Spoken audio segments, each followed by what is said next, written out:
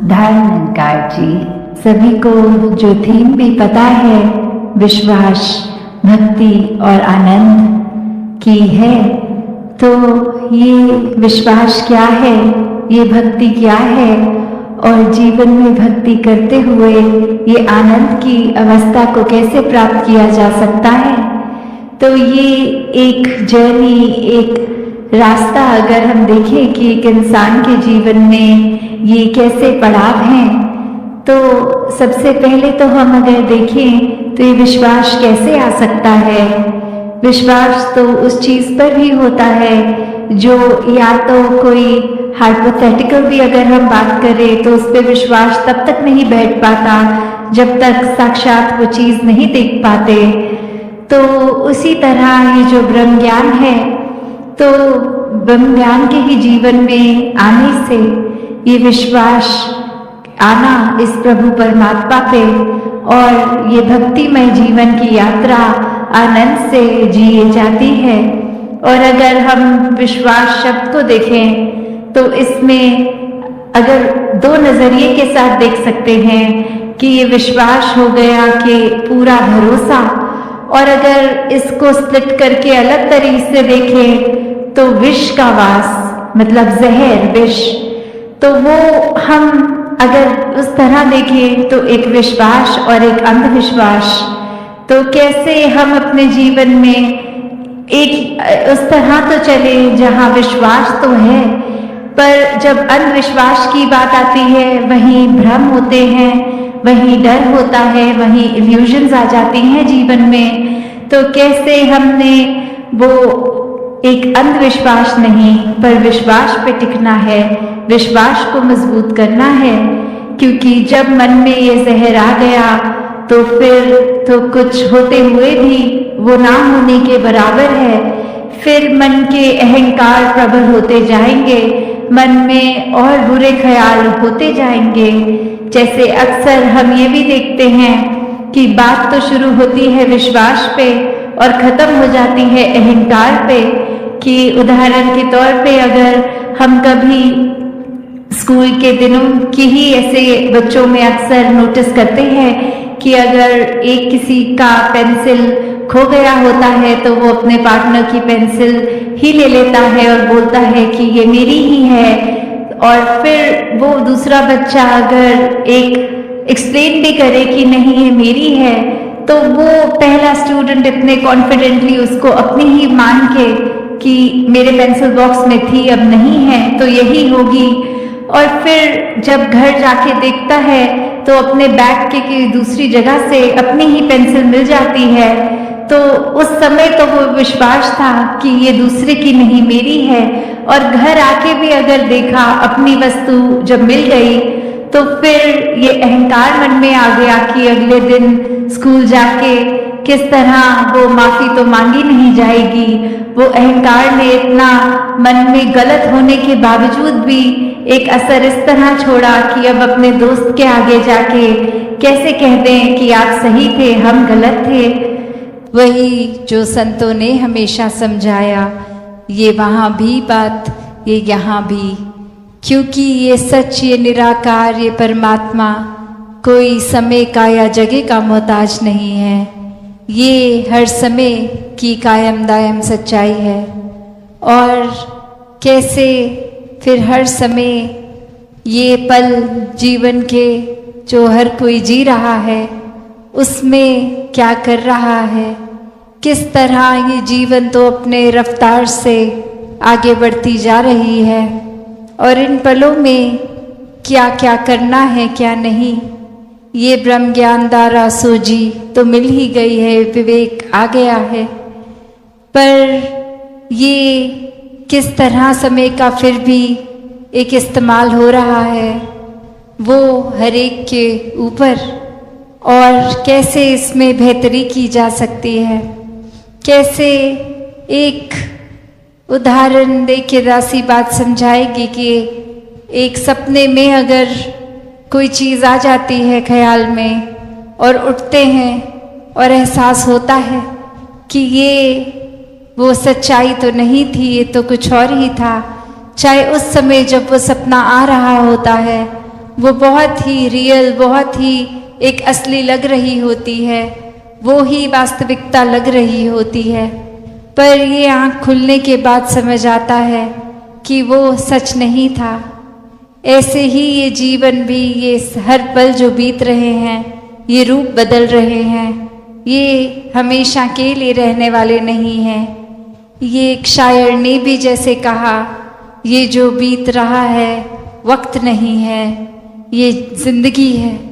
कि कैसे एक कुछ समय को हम टेक फॉर ग्रांटेड कर देते हैं कि चलो थोड़ी देर की ही बात है, कुछ काट लेते हैं, ऐसे ही समय काट लेते हैं, फिर समय ठीक हो जाएगा, या फिर हम कुछ जो करना चाहते हैं कर लेंगे। और वो जो पल है, लिविंग इन द मोमेंट वाली बात, वो नहीं कर सकते। उस समय हमें आने वाले कल के, आने वाले समय के सुधार के लिए वो ख्याल, वो टेंशन लगी रहती है और उस समय को पूरी तरह नहीं जी पाते। तो बात वही कि ये निराकार ने तो हर पल ही बेहतरीन बनाया है, तो हमें उस समय वो पल अच्छे क्यों नहीं लग रहे, कमी किस में है, वो हमें अपने अंदर झांक के देखना है। कैसे ये पल हम उस तरह, उस नज़रिए से तो जो सोच लेंगे कि ये जो वक्त बीत रहा है ये अभी कैसा भी है, तो ये वक्त की तरह ये कुछ टाइम बाउंड है और निकल जाएगा। पर ये माइंडसेट ऐसा ही रखेंगे तो ये जीवन ही बीत जाएगा और फिर ये पछतावा हाथ कि ये समय था तो क्या किया, ये शिकवे किए, ये फोकस इस तरफ रखा कि चीज़ें मेरे मुताबिक ठीक हो जाएं। और जिस तरह, जिस रूप में इस निराकार ने दिया, वो उस तरह को एक पूजनीय समय की तरह नहीं लिया गया, वो वैल्यू नहीं कही गई उस समय की, उस परिस्थिति की। तो बात वही कि हर परिस्थिति ही अच्छी है, हर परिस्थिति में रहना। ये बात कि हमें जैसे कश्ती में अपनी हवा के मुताबिक सेल्स को एडजस्ट करना, तो जो कर लेते हैं वो मुबारक जीवन जी लेते हैं, वो भक्ति में वाकई ही पल पल में जीते हैं। क्योंकि जब भक्त एक भक्ति कर रहा है तो वाकई ही कोई सुध-बुध नहीं होती, अपनी परिस्थितियों की तो दूर की बात, अपने शरीर का भी पता नहीं लगता। ये हर पल इस परमात्मा के प्यार में है, तो फिर कुछ अच्छा बुरा ये सोच ही कहाँ आती है, ये ख्याल भी कि ऐसा नहीं, ऐसा होना चाहिए, या ये कमी है, ये खालीपन है। पर जैसे जैसे अभी राजपिता जी ने भी जो जिक्र किया कि हम एक रास्ता किस चीज़ के लिए बना रहे हैं, ये खालीपन, ये गलतियों, ये कमियों पे अगर नज़र ही डालते रहेंगे तो उन्होंने मैग्नीफाई होना है, उन्होंने बढ़ना है। जो चीज़ पे हम फोकस करते हैं वही उस समय की हमारी पूरी दुनिया बन जाती है। तो उस समय वही चीज़ सबसे महत्वपूर्ण लगती है। तो ऐसा अगर कुछ महत्वपूर्ण बना लिया है तो स्वाभाविक है कि सबकॉन्शियसली भी हम उसी तरफ अपनी सोच बनाए रखेंगे, क्योंकि हमारे लिए वो चीज़ महत्वपूर्ण है। और उसी तरह अगर इस सुकून, इस निराकार, ये खुशियों को, सदैव रहने वाले इस आनंद को एक फोकस बनाएंगे तो वाकई ही हर परिस्थिति भी प्यारी लगेगी। कि कैसे अपने जीवन में हर पल ये चलते ही जाना है, ये एक स्टैटिक, एक अपनी जगह थम के ये जीवन नहीं जिया जा सकता। और कैसे ये स्थिर जीवन होते हुए भी ये जो मूवमेंट की बात, कि ये चलते रहने की बात, वो बात यही कि इस निराकार, इस दातार को जीवन में बसाना होगा। इसको जानकर, इसको मन में हर समय जो बसा लेते हैं, उन्हीं का जीवन फिर एक उस पेड़ की तरह जिसकी जड़ें इतनी मजबूत कि अपनी जगह पे तूफान आने पे भी स्थिर, और फिर भी वो एक नदी की तरह बहते रहना, चलते रहना, इसी निराकार में। तो ऐसे जीवन को संत हमेशा जी कर दिखाते हैं कि कैसे कोई भी सिचुएशन हमें उस तरह से उनके काबू में नहीं आता। एक भक्त तो बस इस निराकार के ही रंग में होता है, और फिर चाहे कुछ भी आसपास चल रहा हो, ये एक बेपरवाह मन की तरह ये हमेशा निराकार में रंगता हुआ हर सिचुएशन को आराम से भक्त निकाल लेता है। तो एक कहानी भी दासी ने एक बार पढ़ी, जहाँ एक जगह पर एक इंसान को पता लगता है कि यहाँ कोई बहुत ही एक वाइज इंसान एक आए हैं जो बहुत ही एक सूझवान है, और उनके पास जाकर वो कहते हैं कि आपको मुझे पता है बहुत और भी मिलने आ रहे हैं, मैं ज़्यादा समय नहीं लूँगा, बस एक ऐसी कोई शिक्षा जो आप जीवन में कोई मुझे 1-8 मिनट में देकर समय बचा लें, अपना भी और हमारा भी। तो ऐसी क्या वो एक अमूल्य बात होगी जो 1 मिनट के अंदर एक शिक्षा जीवन भर की बन जाए। तो वो इंसान कहता है कि बस मूव ऑन, चलते चलो। और अब वो व्यक्ति ये सोच रहा है कि मैंने तो सुना था ये बहुत ही एक गहरे इंसान है, बहुत ही सूझवान है, वाइस है, और 1 सेकंड का समय क्या ले लिया इन्होंने, तो बस मूव ऑन बोल दिया। तो ये तो जाने को बोल रहे हैं मुझे, मेरे से बात नहीं करना चाह रहे। और अभी इसी सोच विचार में वो इंसान 2 कदम पीछे होके उनसे सोचने ये बात लगा, और फिर 1-2 व्यक्ति और इस दौरान आके उस इंसान के प्रति अपने भाव रखते गए, चलते गए। और अब वो इंसान वहीं उस बात में अटक गया कि ये मुझे जाने को क्यों कह रहे हैं, और फिर से एक बार हिम्मत करके कहते कि अब ये आपने जो बात कही थी, ये बात आपने मुझे क्या कहा था कि मैं चला जाऊं, ये मूव ऑन करने की बात। और अब वो बुजुर्ग कहते हैं कि आप तो मेरी उस बात से भी अभी तक मूव ऑन नहीं हो पाए, कि ये कैसे जीवन में हम हर कोई चीज़ को इस तरह पकड़ लेते हैं, भाव क्या होता है बात का हम क्या समझ बैठते हैं। वो इंसान तो बस यही समझा रहे थे कि अगर आप जीवन में कोई 1-8 मिनट में बात समझना चाहते हैं तो ये है कि अपने मन को एक कीचड़ जैसा, दलदल जैसा ना बनाएं कि बस एक जगह पड़े पड़े उसको उसके अंदर खराबी आती जाए। एक स्वच्छ रहें, बहते चलें, एक दिमाग को छोटे दायरे में, दिल को छोटे दायरे में ना बांध के रखें, बहते चले जाएं। ये निराकार इतना विशाल है, इसके जैसे मन को विशाल करते जाएं। और समझने वाले ने बात क्या समझी कि ये तो बहुत रूड हो रहे हैं, ये तो बिल्कुल मेरे को आगे बढ़ने को ही बोल दिया, बात क्या पूछ ली इनसे, ये तो बहुत अपने आप को पता नहीं क्या समझते हैं, एक सीधे मुंह बात भी नहीं कर रहे, बस दफा होने को बोल दिया। तो बात वही, अक्सर कोई इंसान क्या बात बोलता है, हम क्या समझते हैं, हम उसको सच मान के और फिर पकड़ के बैठ जाते हैं कि उस इंसान ने ये शब्द बोला था, चाहे वो शब्द किस भाव में बोला हो। उस इंसान ने एक मुझसे 2 मिनट पहले इंसान ने अगर कुछ किया, उसको तो बोल दिया कि रुक जाओ, और मुझे बोल दिया कि चलते बनो।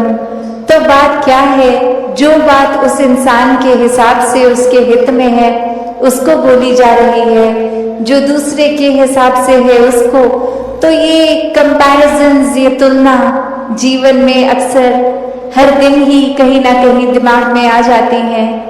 चाहे वो कंपैरिजन फिर एक अपने लाइफस्टाइल का हो कि हम किस तरह का जीवन जी रहे हैं, क्या क्या सुख साधन है हमारे पास, क्या वो सुख साधन हमारे पास जो हैं वो एक दूसरों से बेहतर हैं कि नहीं हैं, क्या ये सारी चीज़ें जो एक जीवन में कामकाज करते, पैसे एक संभालते हुए, खरीदते हुए चीजों को, एक घर बार, एक माया रूप इकट्ठा कर बैठे हैं। क्या ये इसकी प्रशंसा की जा रही है औरों द्वारा, या फिर क्या कोई एक चीज दूसरे से बेहतर है? तब तक तो ये सुखदाई महसूस हो रहा है मन को।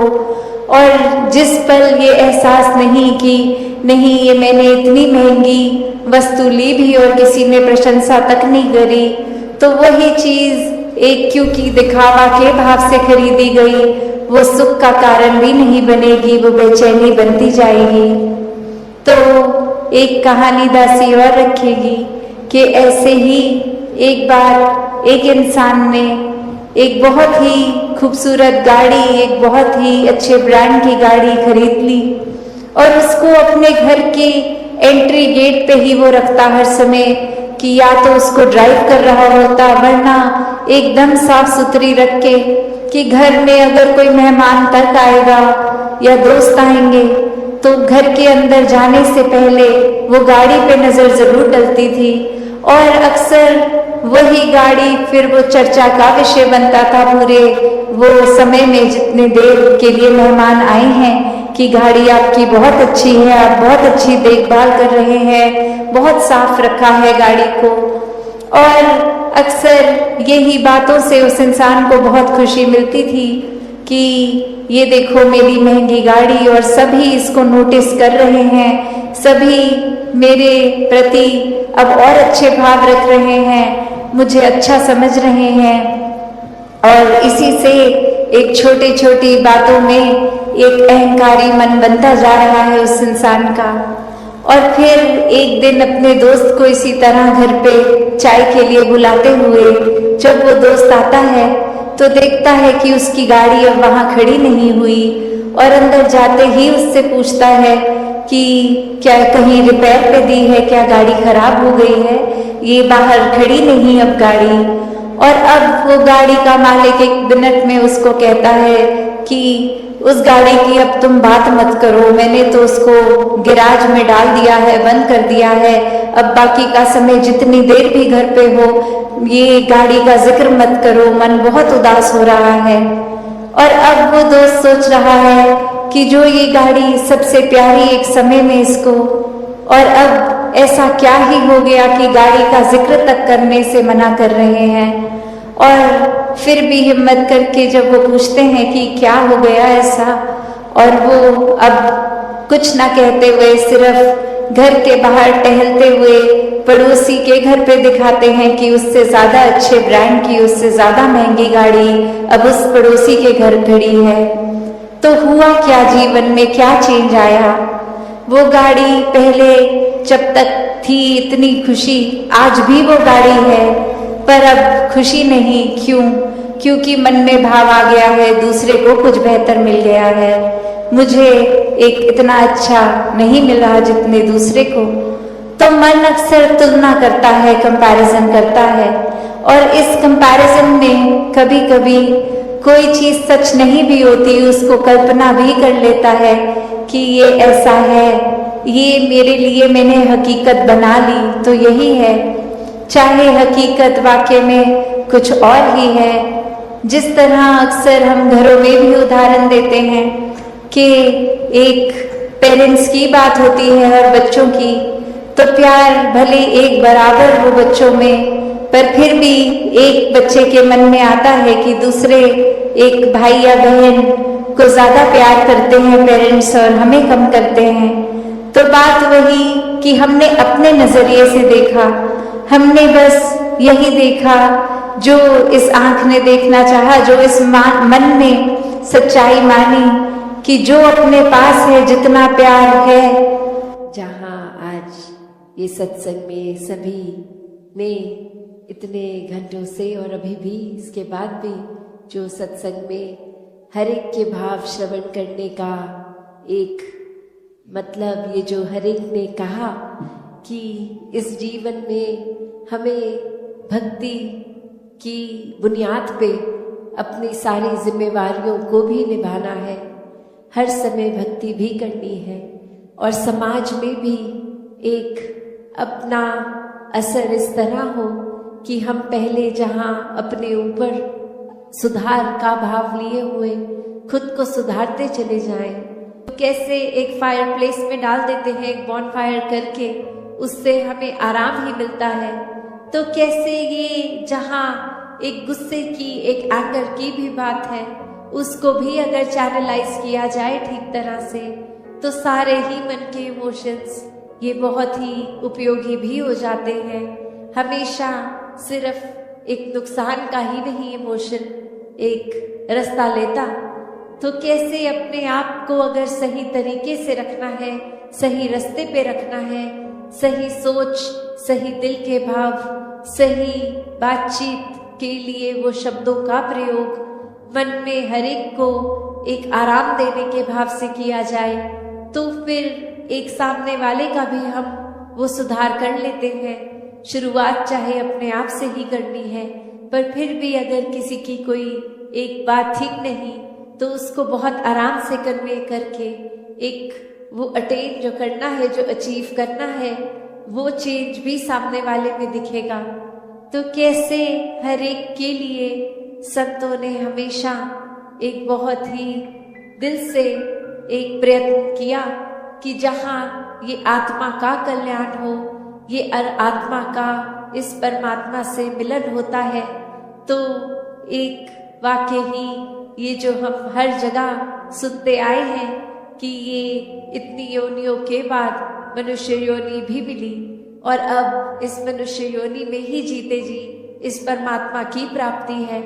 और अगर कोई उस आइडियोलॉजी से सहमत नहीं भी है, सिर्फ इसी जीवन को अपनी फर्स्ट लाइफ की तरह भी देखे, तो भी कितना कुछ है जो जीवन का समय, कितना टाइम है जो हमें मिला है, इतने साल मिले हैं, उसको हमने कैसे जीना है, उसको हमने किस तरह पॉजिटिवली, कंस्ट्रक्टिवली हर समय को जीना है।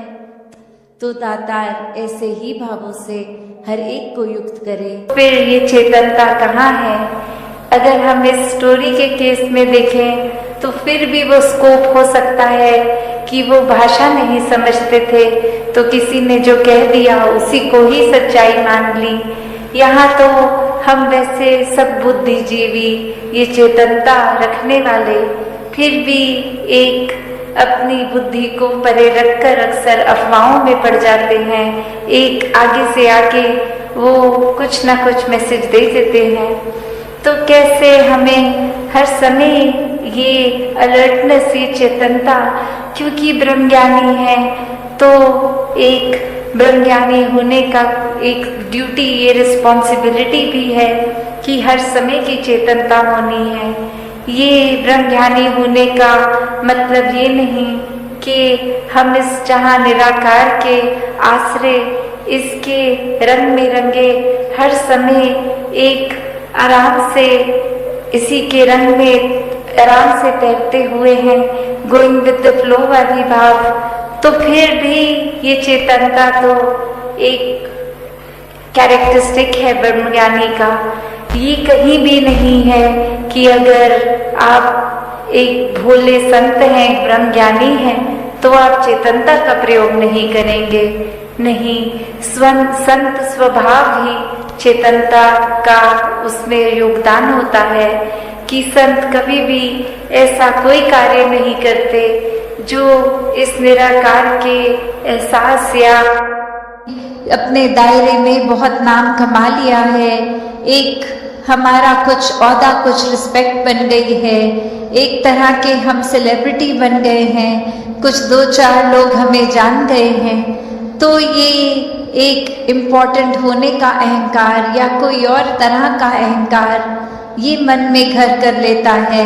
तो ये सारी चीज़ें सिर्फ इस्तेमाल के लिए आती है कि शायद किसी से कुछ क्लैरिटी रूप पूछना है, कुछ और मन के भाव, तो वो एक ये प्लेटफॉर्म, एक क्योंकि जो यूथ है वो कैसे आगे मिशन को भी लेके जाना है, जहाँ तो खुद को पहले पूर्णता से इस के साथ या आइडियोलॉजी के साथ अलाइन करके फिर ही आगे वो संदेश भी पहुंचाने के लिए संभव होगा। तो वो बात जैसे अभी एड्रेस भी हुआ, वो बात की एक मन की क्लैरिटी हो, पर ऐसा भी नहीं कि सिर्फ सवाल पूछने के लिए पूछा जाए। एक वाक्य ही अगर वो मन में कुछ सफाई है, कुछ चाहिए स्पष्ट होना, तो वो बात जहाँ, और अगर हम वो बात अपने जीवन में भी देखें, इन जनरल कोई भी वजह से किसी ने किसी के बारे में हमें ऐसे कहा कि एक व्यक्ति विशेष ने आपके लिए ऐसा सोच रखी, तो हम 1 मिनट में भी मान जाते हैं वो बात। फिर हम अपना ओपिनियन उस इंसान के लिए वैसा ही बना लेते हैं कि ये जो बात सुनी है ये ऐसा ही हुआ होगा, और हम कभी उस इंसान से फिर वो सफाई भी नहीं मांगते हैं। हम पूछते तक नहीं हैं कि क्या वाकई ही एज अ फैक्ट आपने ऐसा कहा, और अगर कहा भी तो वो बात उत्पन्न कहाँ से हुई, हम उसके बारे में बात कर लें। पर इंसान की फितरत की उस इंसान से तो बात नहीं करेंगे, उसके पीठ पीछे उसके बारे में औरों से करेंगे। तो इस तरीके के जीवन से एक अपने जीवन का सुधार नहीं हो पाएगा। जैसे एक शायर ने भी बहुत खूबसूरती से लिखा कि गलत फहमियों से भी ख़त्म हो जाते हैं रिश्ते, गलती हमेशा कसूर की नहीं होती। कि अक्सर ये बात ज़रूरी नहीं कि कोई गलती ही हो, एक कसूर अगर किसी का है, एक वजह, वो गलती नहीं, पर वो हमारी ही सोच, हमारी ही परसेप्शन, हमारा ही नज़रिया किसी को गलत देखने के लिए। और फिर एक वही भाव कि अगर हमने किसी को दोषी करार दे ही दिया है, एक हमने डिसीजन बना लिया है, तो फिर चाहे फैक्ट कुछ भी हो, हमारी नज़र में तो वो इंसान दोष के लायक ही है। हमने खुद ही उस इंसान को अपनी नज़र से गिरा लिया, चाहे उसने कुछ ऐसा किया हो ना किया हो। उस टाइम हम अपने दिमाग को, इस चेतनता को, ये रैशनल को भी नहीं एक सामने रखते, बस हमने सोच लिया तो हकीकत ही बन गई वो हमारी। तो अक्सर संसार में इंसान अपने बहुत सारे ऐसे सत्य बना लेता है, तो कैसे वो सच्चाई हमने सोच ली, वो कल्पना कर ली, तो वो एक हमारा ही नज़रिया, वो माय वे और द हाईवे वाली बात कि जो मेरे सोच है वही सही है, औरों की राय मैटर नहीं करती, औरों का तरीका मैटर नहीं करता। तो ऐसी सोच अगर है तो हमारी ग्रोथ कहाँ है उसमें? एक जीवन को फिर हमने इतना ही अपने आप, अपनी ईगो से भर लिया, अपनी सोच से, अपने माइंडसेट को ही एक सही मानकर, तो कैसे इस जीवन में जब जिएंगे तो वो माया रूप यहाँ पे हावी होगा। क्योंकि when we are so full of ourselves, तो हम लर्निंग कहाँ से करेंगे, जबकि इस निराकार, इस दातार ने तो हर जगह इस कण कण से शिक्षा लेने का एक रूप दिया है। बस हमें वो रिसेप्टर बनना है कि ये हर जगह से जो शिक्षा मिल रही है उसको कैसे चैनलाइज किया जाए। तो ऐसा जो कर लेते हैं वो एक भक्ति हर समय की करते हैं, क्योंकि जब इस परमात्मा को जानकर, इसमें विश्वास करके, इसको हर समय अपने आसपास देखकर, फिर चाहे किसी ने कुछ भी कहा हो, तो ये भक्तों का जीवन तो डार्केस्ट क्लाउड में सिल्वर लाइनिंग भी देख लेता है। एक बिना गुण की चीज़ में से भी गुण निकाल लेते हैं। तो फिर जहाँ एक स्वाभाविक गुण बह रहे हैं, वहाँ से तो भक्त कितने ही अनेकों गुण निकाल लेंगे। तो ऐसा जीवन हमारा एक हो जाए ताकि हर तरफ से जो शिक्षाएं हैं वही मिले। संगत जी, प्यार से कहना, आधार निंगार जी।